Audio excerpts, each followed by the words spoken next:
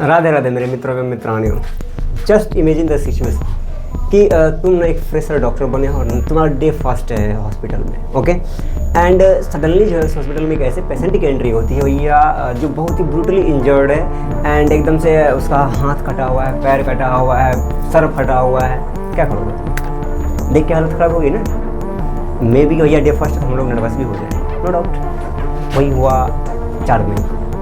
क्या हुआ भाई? नीट का पेपर हुआ, ठीक है, और उसमें फिजिक्स का जो लेवल था ना, जेईई एडवांस जैसा, समझ रहे हो? तो भाई नीट वाले फिजिक्स का लेवल और जेईई एडवांस वाले फिजिक्स का लेवल है ना, मतलब समझ लो बहुत बड़ा गैप होता है, ठीक है।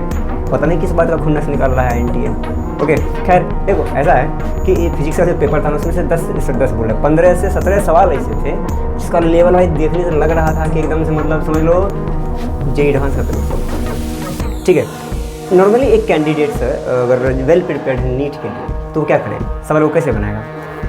पेन उठाता है एंड उसको ना पता रहा है कि अच्छा हाँ इस स्टेप के बाद ये होने वाला है, इस स्टेप के बाद ये होगा, एंड देन जो है फाइनली अपने को आंसर आ जाएगा। लेकिन भाई इस बार क्या हुआ कि बंदा पहले पेन उठा रहा है एंड देन दिमाग चला रहा है, फिर दिमाग चलाने के बाद भी कुछ हो नहीं रहा है, देन इमेजिनेशन स्टार्ट होता है, नहीं हो रहा है, देन फिर उसमें कैलकुलस लगाया जाता है, वेरिएबल का कॉन्सेप्ट लगाया जाता है, और क्या बोलते हैं उसको वेक्टर का कॉन्सेप्ट लगाया जाता है। इस बार फिर भी नहीं बन रहा है। तो मतलब तुम लेवल देख रहे हो भाई, जब से ये एग्ज़ाम हुआ है ना नीट का, उससे मतलब सब बड़े बड़े इंस्टीट्यूट के फैकल्टी जो लगे पड़े हैं, बेचारा वो परेशान है, उससे सवाल नहीं हो पा रहा, ठीक है।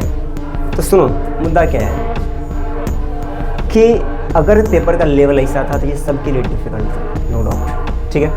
एंड अगर मान लो तुम पेपर इजी भी रहा था तो कट ऑफ कहीं ना कहीं हाई जाता, और इस बार पेपर बहुत टफ गया, तो सीधी बात है ना कि देखो इस बार कट ऑफ क्या आएगा, नीचे आएगा। हाँ, हम ये बात समझ सकते हैं कि भाई पढ़ने वाले बच्चों से पढ़ने के बावजूद भी अगर सब्जेक्ट का क्वेश्चन नहीं बनता है ना, तकलीफ होता है, ठीक है, ये हम भली भांति समझ सकते हैं, ठीक है। लेकिन जो देखो पॉइंट क्या है, कट ऑफ इसका नीचे जाएगा इस टफनेस के कारण। सो मुद्दा जो है कुछ बड़ा नहीं है। हाँ, सवाल नहीं बना ये अलग बात है। माइंड द थिंग्स कि भैया कट ऑफ क्या आएगा, 100% जो है नीचे उसको आना ही पड़ेगा, ओके।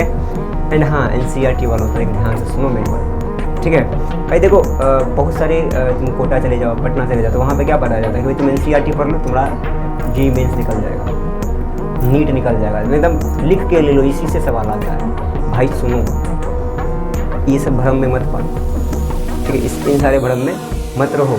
एनसीईआरटी हमें बताता है भैया हमको क्या क्या पढ़ना चाहिए, ठीक है। और एनसीईआरटी पढ़ने का मतलब ये नहीं हुआ कि चलो हो गया खत्म। एनसीईआरटी हमको क्या बताता है कि क्या क्या पढ़ना है और किस लेवल तक जाके पढ़ना है, किस लेवल तक एक अंडरस्टैंडिंग होना चाहिए। ये तुमको एनसीईआरटी नहीं बता पाएगी, ये तुमको बताता है पीवाईक्यू। इसके लिए जो है तुम पीवाईक्यू चेक करोगे, देन तुमको ना रेफरेंस वाले बुक का जरूरत पड़ेगा, उसमें जो क्वेश्चन रहते हैं उसको सॉल्व करने की ज़रूरत पड़ती है, ठीक है भैया। इस भरम से तो तुम अभी जितना जल्दी हो सके निकल जाओ, किससे एनसीईआरटी से सवाल आएगा नहीं भाई। मुद्दा समझ रहे हो ना? एनसीईआरटी को बताता है कि भाई क्या पढ़ना है और कितना किस लेवल से पढ़ना है, ये तुमको पीवाईक्यू बता पाएगा, ठीक है। आज के लिए इतना ही, धन्यवाद।